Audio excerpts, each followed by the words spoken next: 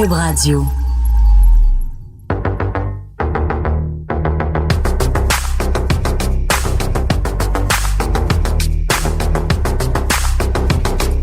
Misogynie, menace de viol, menace de mort.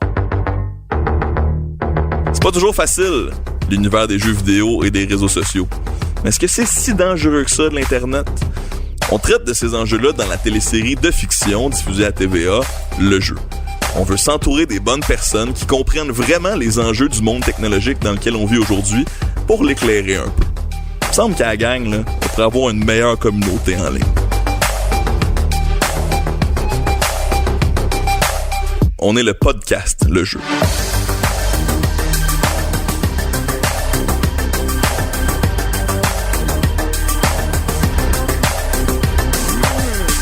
Salut, ici Fred Bastien. Bienvenue à ce 3e balado Le Jeu. Moi, j'avais prévu aujourd'hui parler de mon amour des jeux vidéo. Hein. Fait que pour moi, dès la tendre enfance, ça a bercé mon apprentissage, puis que c'est malheureusement pas tout le monde qui a la chance d'avoir des expériences aussi impeccables avec l'univers des jeux vidéo comme on voit dans la série Le Jeu diffusée à TVA. Mais là, il y a quelque chose d'encore plus incroyable qui est arrivé aujourd'hui. Joanie, t'étais notre invitée et tu t'es fait hacker ton Instagram, carrément. Quelle annonce! 30 minutes avant de prendre ma voiture pour venir vous rejoindre. Mon Instagram tourne au blanc. En fait, je perds mon nom, Joanie Gontier, c'est plus ça, c'est écrit Instagrammeur.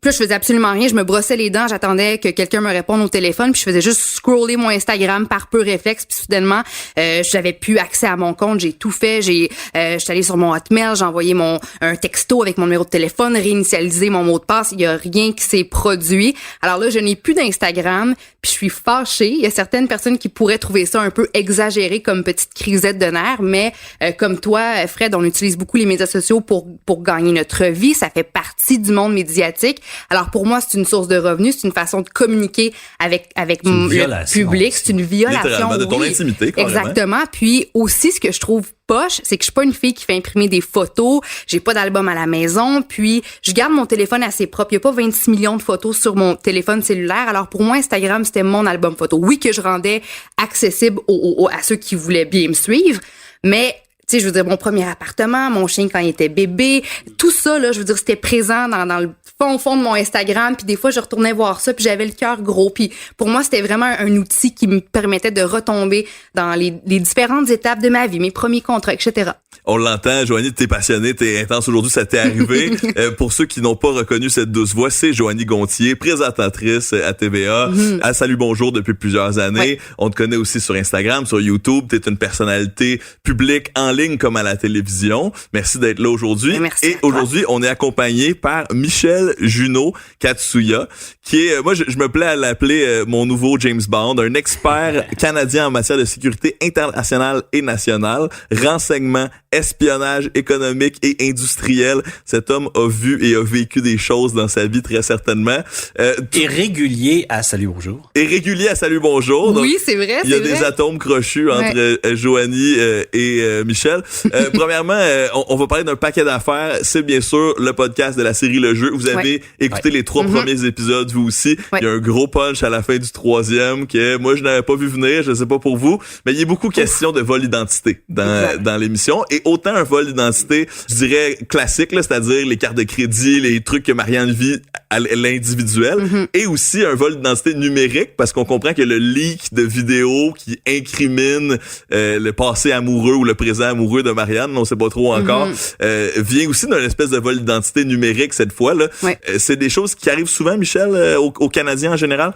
Qui arrive de plus en plus. Je pense qu'on est encore au premier balbutiement, malgré que plusieurs d'entre nous vont considérer que les médias sociaux sont avec nous quand même depuis plus d'une vingtaine d'années, peut-être. C'est quand même les premiers balbutiements. Il y a encore une énorme éducation à faire aux gens pour développer certains réflexes. C'est pas bon d'exposer toute sa vie entière à gauche puis à droite. Encore aujourd'hui, on va avoir des gens qui disent « Ah, voici mon pina colada, je suis sur la plage à Cuba, ici. » Ça veut dire quoi, ça, que c'est que ta maison est vide, là. Des éléments comme ça, c'est un peu simpliste peut-être ce que je dis, mais c'est cet élément-là auquel on doit encore développer de nouveaux réflexes. On a fait certaines campagnes auprès des tout-petits pour leur dire faites attention, il y a des prédateurs en ligne, etc. Faut pas dire toutes ces informations, mais les grands, ils le font. Ouais, encore. Alors, c'est là où on a un gros problème. J'aime bien le meme, je vais utiliser l'expression meme, une espèce d'expression virale sur Internet qui dit que dans les années 90, c'était les parents qui disaient aux enfants de faire attention à ce qui se passait sur Internet. Puis de nos jours, c'est les enfants qui devront dire aux parents, hey, fais attention à ce que tu mets sur Facebook, fais attention aux gens qui essaient de te manipuler ou même de voler ton identité. Faut faire attention en général. Revenons tranquillement à l'épisode de cette semaine qu'on a vu. On résume là, pour les gens à la maison qui nous écoutent. Marianne apprend que la parodie de son jeu vidéo a été faite à l'interne, donc par un employé de sa compagnie. Elle reçoit un talon rouge baignant dans le sang, un espèce de colis non sollicité qui n'est pas sans rappeler certains crimes qui ont eu lieu au Canada ici aussi. Et elle apprend que ses cartes de crédit ont été loadées, son compte de banque a été vidé, donc un vol d'identité à l'ancienne. On a un extrait de ça. Bon, on n'a pas le portrait global encore, mais apparemment, il y a eu au moins 6 demandes de cartes de crédit en votre nom. Et approuvées. Et elles ont été aussitôt loadées à capacité. Fait qu'on parle d'un montant de combien, là? 52 000 $. 52? Et là, ce que vous me dites, c'est que votre compte chèque a aussi été vidé. Je comprends pas comment ils ont fait pour avoir des cartes à mon nom. Je veux dire, on n'est pas supposé recevoir ça à la maison. La première chose qu'ils font, c'est un changement d'adresse à un casier postal. Après ça, ils détournent votre courrier, ils reçoivent les cartes, et boum, ils les remplissent à pleine capacité. Si j'étais à votre place, j'essaierais de me faire discrète sur les réseaux sociaux en ce moment. En fait, moi, je vous recommanderais peut-être même de fermer vos comptes. Découvrant qui a vandalisé la voiture de son chum, Marianne va aller investiguer elle-même et se rendre compte que peut-être que les trolls sont aussi des gens qui se font intimider, et parfois l'intimidateur est aussi l'intimidé ailleurs. Qu'est-ce que t'as pensé de l'épisode, Joanie? Bon, moi, ça m'a fait penser au degré de choses, à la quantité de choses qu'on partage sur notre téléphone, sur notre ordinateur. Je vous donne un exemple. Moi, pour le travail, j'ai un ordinateur pour faire mes tableaux à la météo. Puis j'ai toujours mon Facebook, mon Instagram d'ouvert parce que c'est juste moi qui utilise ça. Mais il reste que quand même la maintenance, les gens à l'informatique qui, pour X raisons, vont devoir mettre à jour des logiciels. Ils pourraient rentrer dans mes affaires. Puis je me dis, on n'a plus d'agenda avec les noms de nos contacts, les numéros de téléphone. On n'a plus de papier puis de crayon, c'est sur notre téléphone. Et si on perd ça, tout le monde a accès à notre vie, à des vidéos, à des photos, à des souvenirs. Littéralement, quelqu'un qui est un petit peu bolé là-dedans a accès à tout et ça peut déchaîner, ça peut se transformer en une usurpation d'identité, mais dans la vraie vie ou juste des menaces dans la vraie vie. C'est ce qu'on a bien pu voir. Ça commence en ligne, ça commence sur les médias sociaux, ça commence avec les affaires de téléphone, puis après ça, c'est des menaces comme le talon. Puis ça peut vraiment dégringoler puis devenir quelque chose d'épeurant. Puis je veux dire, moi, si quelqu'un rentre dans ma maison, qu'est-ce que je fais? J'appelle la police. Mais quand tout ça se passe sur les médias sociaux, sur le web, et un peu on the side dans la vraie vie, on sait pas trop comment réagir. Puis veut pas, en 2018, on veut que les choses se fassent vite, facilement. On veut être sur notre téléphone, on veut utiliser notre ordinateur. Mais là, avec tout ça qui se passe, puis là, on le voit très bien, ça se manifeste grandement dans le 3e épisode, ça fait peur. Moi, j'ai eu la chienne un petit peu. Beaucoup, finalement. Et oui, et de voir carrément à la fin l'espèce de punch, Marianne a eu une aventure, un adultère, on devine. Exact. Et c'était filmé, la vidéo aurait été effacée ou pas, mais effectivement, on a vu là, sur Internet des grands dépôts de données des célébrités nues, des fameux leaks. Je me souviens pas du nom de l'expression qu'on avait donné à cette espèce de leak massif de célébrités qui se retrouvaient nues à leur insu, qui s'étaient fait hacker leur téléphone.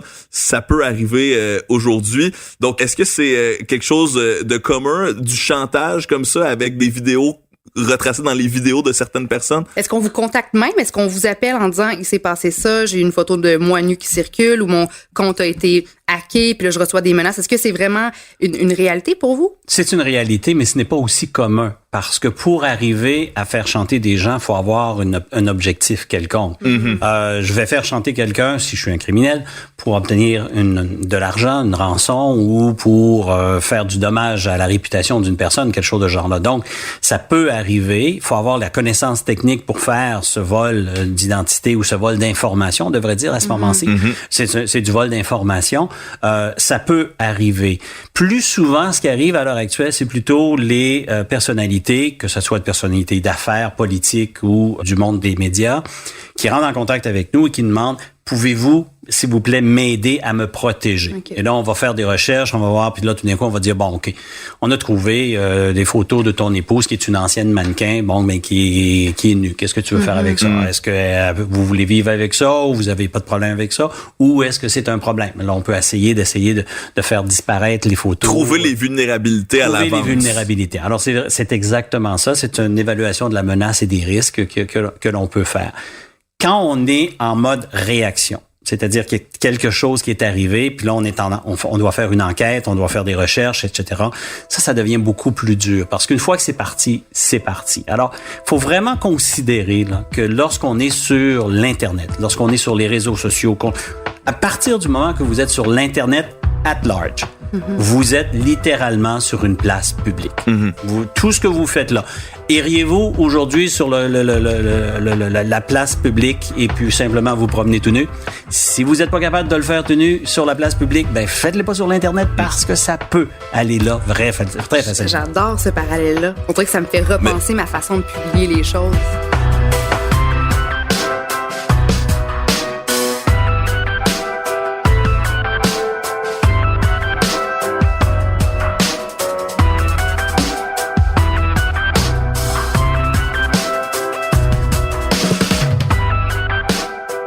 Aussi, il y a quand même accès, tu sais, les fameuses personnes qui mettent un petit morceau de scotch tape sur leur caméra d'ordinateur en se disant peut-être que les gens peuvent me regarder. Je peux me retrouver même sans... Oui, c'est donc une bonne idée parce que je peux même me retrouver tout nu sur Internet sans même avoir pensé m'être filmé là, dans le processus. Ça existe pour vrai, ça? Non, c'est vrai, ça existe pour vrai. Nous, on peut le faire là à distance. Vous avez votre ordinateur qui est ouvert comme à l'instant.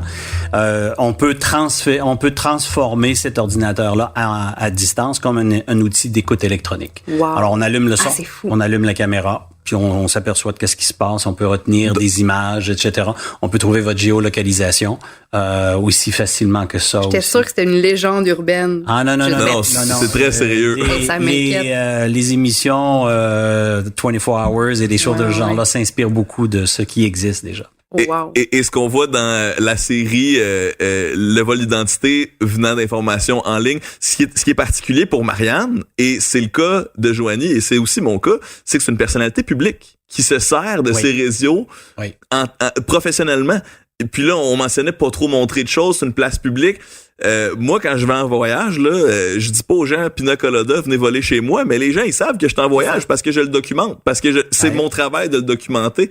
Alors, comment est-ce que vous voyez cette situation-là par rapport à Marianne, qui est donc une personnalité publique, ne serait-ce que parce que c'est une créatrice de jeux vedette? Il y a un débat à avoir au niveau de qu'est-ce qui est public et jusqu'où je suis public. Est-ce que parce que tous les deux, on est dans les médias, qu'on fait des commentaires ou qu'on a des opinions ou pas des opinions, des expertises à livrer, ça veut dire qu'on est automatiquement livré en pâturage à qui veut bien.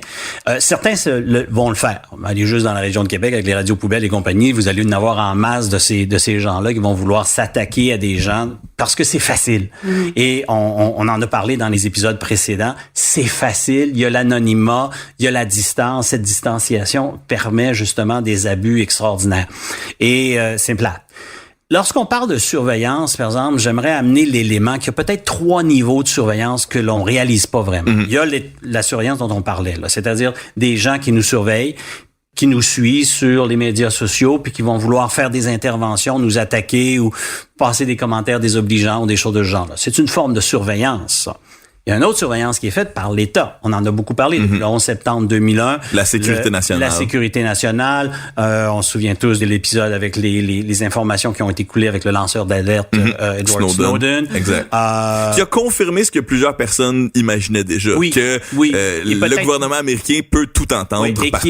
Et qui n'est que la pointe de l'iceberg. Mais là où on a le plus de surveillance et que les gens ne le réalisent peut-être pas suffisamment, c'est tous les métadatas qui sont surveillés par les agences de publicité, de travail, de commerce, etc.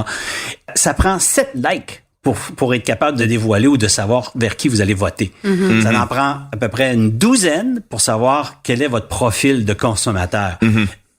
On aime penser qu'on est unique, là, mais c'est pas mal plus précis que l'horoscope, là. Et il y a des millions, des centaines de millions de dollars qui sont dépensés à juste nous observer comme ça, à regarder, à analyser, à scruter tout ce que l'on fait et tout ce que l'on va, parce que, oubliez pas, tout ce que vous cherchez ou vous allez sur l'Internet ou rechercher ou regarder, c'est gardé à quelque part. Il y a quelqu'un qui le sait. La publicité est ciblée aussi. Moi, j'ai acheté une fois une pizza en croûte de chou-fleur. Et là, maintenant, là, tous les produits sans vegan, sans lactose, sans ci, sans ça, on bombarde mon Instagram.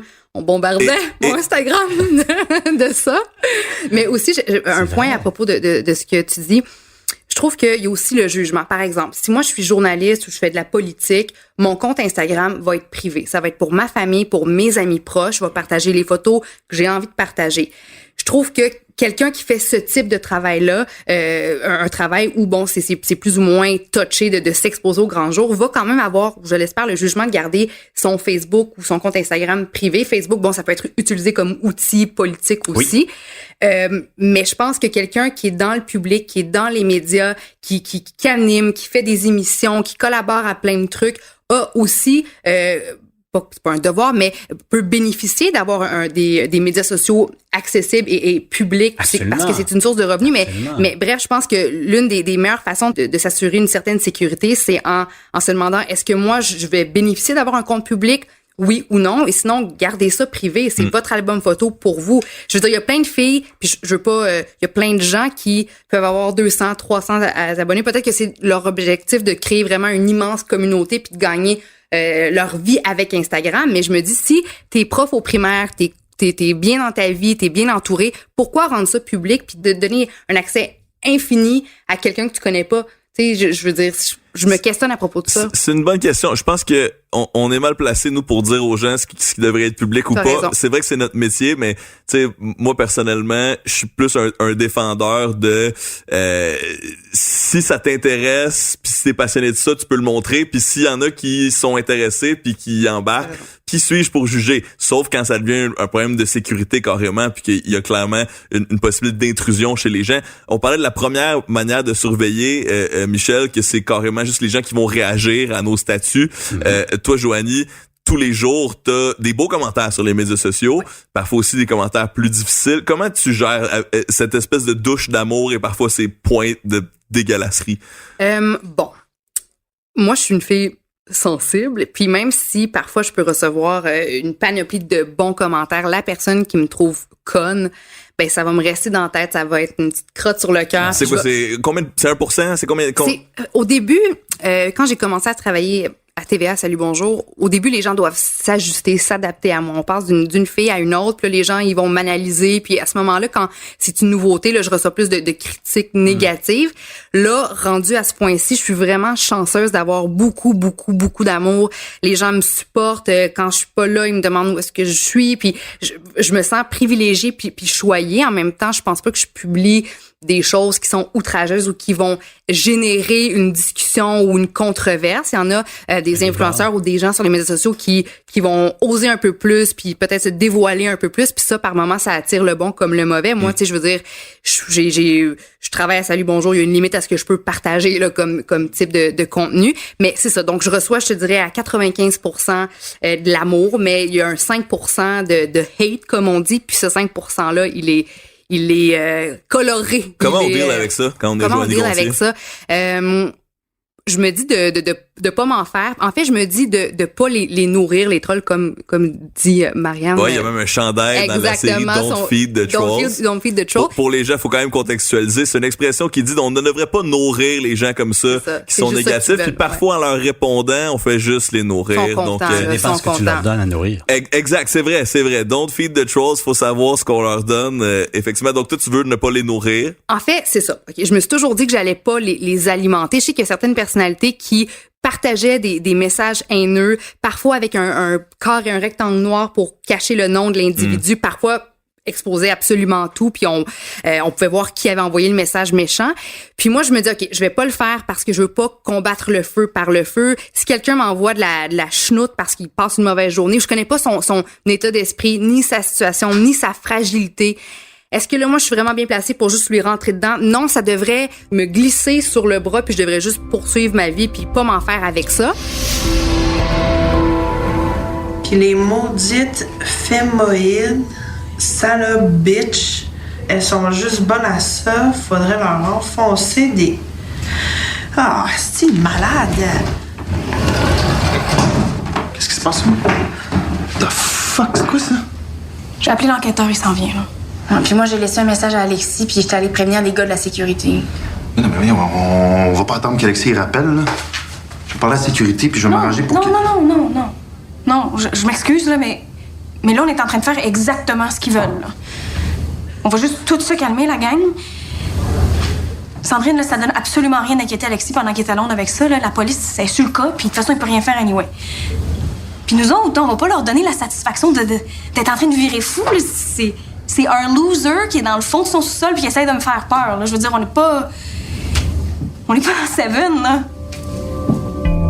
Mais récemment, j'ai décidé, après avoir pensé à ça longuement, de partager un commentaire. Il y a une madame qui m'a écrit un message, tu sais, rempli de violence, de sacre, puis des trucs que je peux pas nécessairement contrôler. Puis ça arrive des fois que je reçois des messages pas méchants, pas non plus gentils, des gens qui vont me dire « Salut Joanie, on trouve que tu parles beaucoup trop vite, tu gesticules énormément, puis t'as du rouge à lèvres trop foncé, puis ça tape sur ça tape sur les nerfs, mais voilà, on te trouve étourdissante. » Je veux dire « Bonjour, un ou une telle, je prends bonne note de votre message. C'est vrai que j'ai un petit moteur dans le derrière parfois, puis que je suis énervée. Je vais essayer de calmer mon jeu un peu. Bonne journée à vous. » Donc, quand les gens m'envoient des messages plutôt constructifs, je vais prendre le temps de répondre poliment, puis je vais les remercier de m'avoir donné un peu leur input, si je peux me permettre le terme. Mais quelqu'un qui, pour aucune raison, quelqu'un qui ne me connaît pas, qui m'envoie un message juste agressif, violent, avec des sacs, je me suis dit, je suis tannée. Même si je reçois plus d'amour que de méchanceté, il reste que cette méchanceté-là... Ça affecte. Oui, ça affecte. Puis il y en a qui en reçoivent beaucoup plus. Puis ça m'a fait penser au secondaire. Je me suis dit, moi, là, Facebook qui existait presque pas, ou plus jeune, là, vers la fin du primaire, on commençait à avoir ICQ. Moi, j'habitais à Toronto à l'époque, puis on était 3 petites Québécoises, puis c'était pas facile, puis on s'est fait niaiser. Puis quand ICQ a vu le jour, on se faisait malmener quand même. Je me suis dit, Dieu merci que j'ai passé quand même la majeure partie de mon adolescence sans Facebook, sans Instagram, parce que ça aurait été difficile. Qui complexifie les rapports. Exact. Énormément. Donc, mon objectif était de dire, hey, savez-vous quoi? Tant qu'à faire cette publication-là, tant qu'à présenter, exposer un message haineux reçu, je vais pas bloquer le nom de la dame, parce que si t'as le courage de m'envoyer la merde, aie le courage de recevoir aussi les conséquences. Ce à quoi je ne m'attendais pas, c'était l'ampleur que ça a pris, le volume des magazines à potins qui ont repartagé ça. Puis moi, même si je suis pas immensément suivie, j'ai quand même bâti au fil des ans ma petite communauté, puis les gens étaient outrés par ce message-là, et j'ai reçu des messages, des captures d'écran de gens, d'abonnés qui me montraient qu'ils avaient écrit à cette femme-là pour lui dire « Voyons, t'as pas été gentil avec Joanie », puis par moments, certains de mes abonnés ont été aussi malveillante avec elle. Oui, puis des propos un petit peu plus méchants. Eux aussi, je me suis dit, OK, là, c'est devenu quelque chose de trop gros. Puis je deviens aussi pire qu'elle. Je veux dire, là, à cause de mon armée qui est avec moi, cette femme-là se fait ramasser par pas une personne. Elle a décidé, cette femme-là, de m'attaquer. Moi, j'ai voulu répondre pour sensibiliser, pour dire, hey, pourquoi est-ce qu'on fait juste pas s'aimer puis se soulever? Si t'as rien de bon à dire, dis-le pas. Je te demande pas de m'aimer, je te demande pas de pas m'aimer, je te demande pas de m'écrire des messages bons comme mauvais. Fais juste rien dire, pour au pire le soir sur l'oreiller. Ouais, exact. Puis, vraiment, comme dans l'épisode. Exact. Puis au pire le soir, tu peux changer de poste, puis le soir, quand t'es sur l'oreiller avec ton chum, dis-lui à quel point je te tape sur les nerfs. Mais de là à prendre le temps de m'écrire puis de propager de la haine comme ça m'a affecté. Puis c'est le dilemme aussi, comme tu dis, tes propres fans se sont mis un peu à intimider ton intimidatrice. C'est le feu qu'on combat avec le feu. C'est la fameuse expression, un œil pour œil, tout le monde devient aveugle. Hein. Faut trouver le moyen de s'élever un peu au-dessus de cette violence-là. Et ça dépend aussi des attaques. Il y a des attaques, si ce sont des attaques comme trop souvent des attaques personnelles qui attaquent ta personne, ton physique, ton apparence, parce qu'on reçoit beaucoup les filles. Ça, les gars reçoivent pas beaucoup de les gars comme reçoivent ça. Très peu. Là, c'est beaucoup plus difficile d'entretenir une conversation ou d'essayer. Parce que moi, je passe aussi des commentaires sur les questions de sécurité nationale, des problèmes auxquels on est confronté de manière dans notre société, etc. À une certaine époque, j'ai fait une attaque contre les radios poubelles de Québec au lendemain de la tuerie, et puis leurs défenseurs se sont lancés contre moi. J'ai pris le temps d'aller répondre. Et beaucoup ont changé de cap. Parce que tout en restant respectueux. Donc, sur certains enjeux, la conversation est possible quand on fait appel à la rationalité des gens, mais quand c'est le cas comme de violence misogyne, c'est très difficile. En tout cas, c'est pas aux femmes à porter ce fardeau-là, n'est-ce pas? Parce que c'est beaucoup trop drainant, j'ai l'impression, de s'attaquer au plus cancéreux des problématiques. Et c'est qu'en même temps, on fait affaire à une logique qui a une logique à elle-même. Là. Ça sort de notre logique. Si je suis capable d'avoir au moins une conversation, moi, quelqu'un qui me livre son opinion, moi j'ai toujours dit, l'opinion, là, c'est le cul-de-sac d'un débat. Qu'est-ce que je dis, moi, après que tu m'as dit que c'est ton opinion? Avec des faits. Les faits. Donne-moi des faits. Débattons sur une interprétation des faits. Là, on va pouvoir peut-être trouver quelque chose sur lequel on peut s'entendre. Mais si tu me donnes juste une opinion, là... Dans le fond, c'est pour ça tantôt que je disais, puis là, j'y repense, puis je trouve que j'ai pas eu rapport de dire ça trop, mais je disais, si tu as un travail qui t'oblige à partager les choses publiquement sur différentes plateformes, fais-le, mais si tu veux pas prendre la chance de te faire malmener par l'Internet au complet, puis que tu fais pas un travail qui exige que tu sois très, très actif sur les médias sociaux, ben garde ton compte privé. Mais en même temps, on n'aurait pas de jus sur les plateformes si tout le monde se posait cette question-là. Exact. On veut pas suivre les mêmes 8, on veut pas juste suivre les Kardashians parce qu'eux autres, leur travail, ils font des millions avec Instagram. On veut être capable de partager. Puis si on est inspiré par quelque chose que t'es 13 abonnés ou 20 000, tu as le droit de le partager. Puis on devrait juste enrayer la méchanceté gratuite, le jugement, la critique négative sur les médias sociaux, tout simplement, mais c'est plus... C'est un grand travail, puis c'est avec des podcasts comme le nôtre, mais des séries comme Le Jeu aussi, où on peut confronter les gens à cette réalité-là, puis leur ouvrir les yeux, certainement.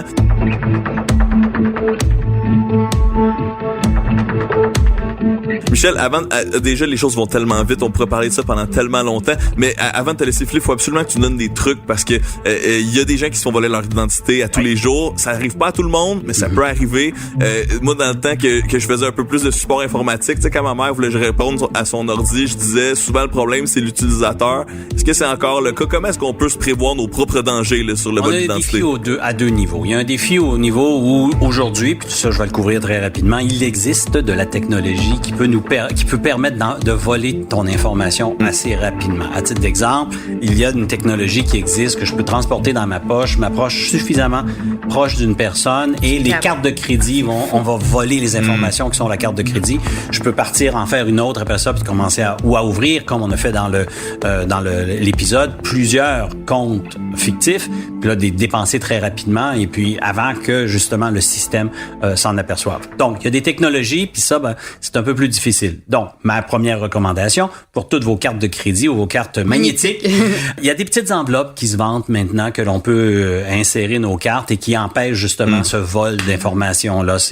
Ça coûte rien. Souvent, dans les conférences, on les donne comme produits promotionnels, etc. Maintenant, nos pratiques sur l'Internet. Ça, c'est très, très, très important. Arrêtez de dire toutes vos informations. Combien de personnes ont donné leur vraie date de naissance sur leur Facebook? Levez la main. Ah oui, moi j'ai fait ça, oui. Et voilà. Faut pas faire ça? Non, faut pas faire ça. Parce que c'est une information... C'est l'information qui est nécessaire pour une personne de voler. Alors, avec ton nom, ta date de naissance, il est relativement facile de trouver aujourd'hui les adresses personnelles des individus. C'est déjà assez presque pour ouvrir un compte, pour recevoir une carte de crédit ou des choses de ce genre. Mais quand on nous demande de sécuriser nos comptes, ils nous demandent notre numéro de téléphone, la date de naissance, le nom de jeune fille de notre mère. Pour s'assurer qu'on soit en sécurité sur le web, les plateformes, Instagram, Facebook, pour vous assurer une sécurité maximale, on prendrait votre numéro de téléphone, votre adresse courriel, votre backup de ça. Donc, moi, c'est ce que j'ai fait. Puis vois-tu, aujourd'hui, c'est vraiment pas... Ils ont mon numéro de téléphone, parce que mon numéro de téléphone, moi, je peux contrôler quand même cette information-là. Puis avec un numéro de téléphone, on peut pas obtenir de carte de crédit, mais ils ont pas ma date de naissance.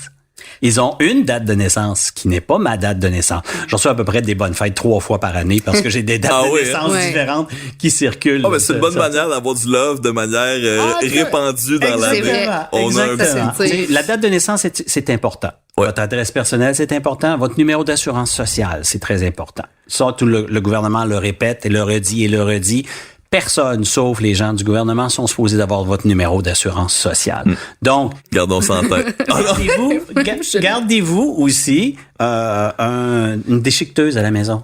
Si vous avez des documents comme des comptes, des factures, des informations personnelles avec vos cartes de crédit ou des choses de ce genre-là, on détruit ça à la déchiqueteuse plutôt que de simplement l'envoyer dans un sac qui pourrait s'éventrer et puis se retrouver sur la rue. Voilà, c'est pas de la paranoïa, c'est des choses qui arrivent pour vrai. En dernier lieu, est-ce que Marianne a bien réagi dans la série? T'sais, elle repousse un peu ses responsabilités lorsqu'elle se fait voler son identité. Là. Comment on doit réagir? C'est une excellente série avec la fiction, puis on veut avoir le suspense, etc. Mais non, elle réagit pas bien. Non. Effectivement. Comment elle aurait dû réagir? Il faut le prendre au sérieux. Il faut le prendre au sérieux et malheureusement, c'est plate à dire, mais encore plus lorsqu'on est une femme, parce qu'il y a maintenant tellement de possibilités de pouvoir vous retracer. Il y a des expériences qui ont été faites où en moins de 30 secondes, on était capable de tout trouver les informations personnelles d'une personne sur l'Internet et toutes les photos dans lesquelles il se trouvait, même les photos qui n'avaient pas été identifiées parce qu'on a une capacité avec la reconnaissance faciale maintenant, avec la biométrie, etc.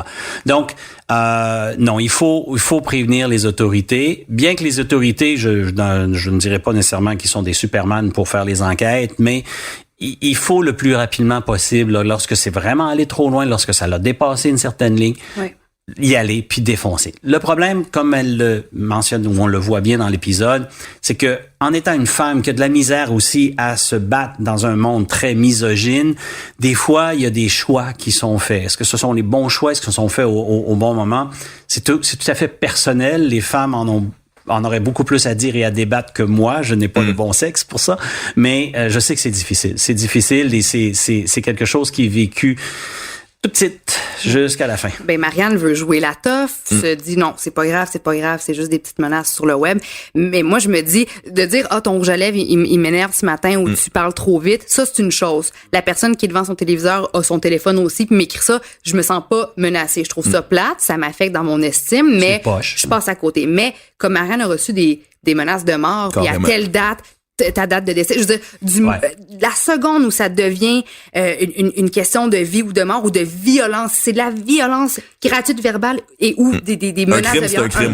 Lorsqu'elle est au party pour recevoir son prix, puis qu'elle reçoit sur son téléphone la photo de elle est au party. Va pas au bar après. Il y a un tweet là dans exact. Décor, c'est ça, faut pas dédramatiser rendu là. Faut pas paranoïer en amont, mais quand on est rendu à un crime, c'est-à-dire du harcèlement, c'est-à-dire une menace physique, tu sais, qui existe en dehors de l'internet, c'est là où on doit vraiment agir.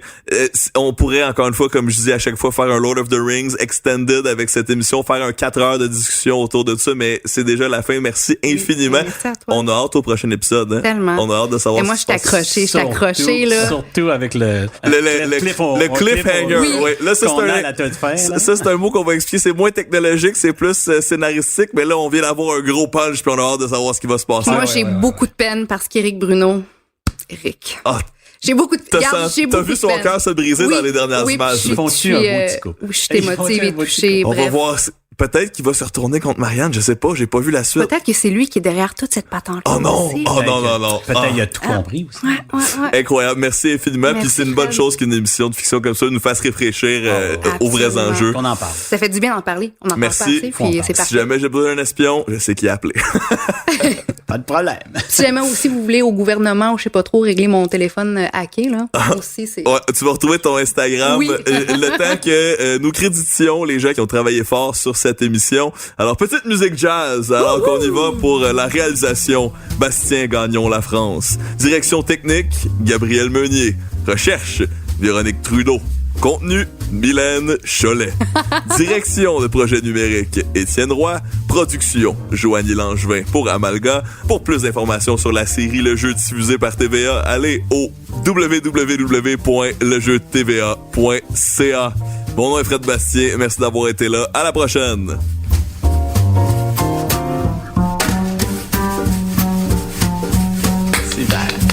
C'est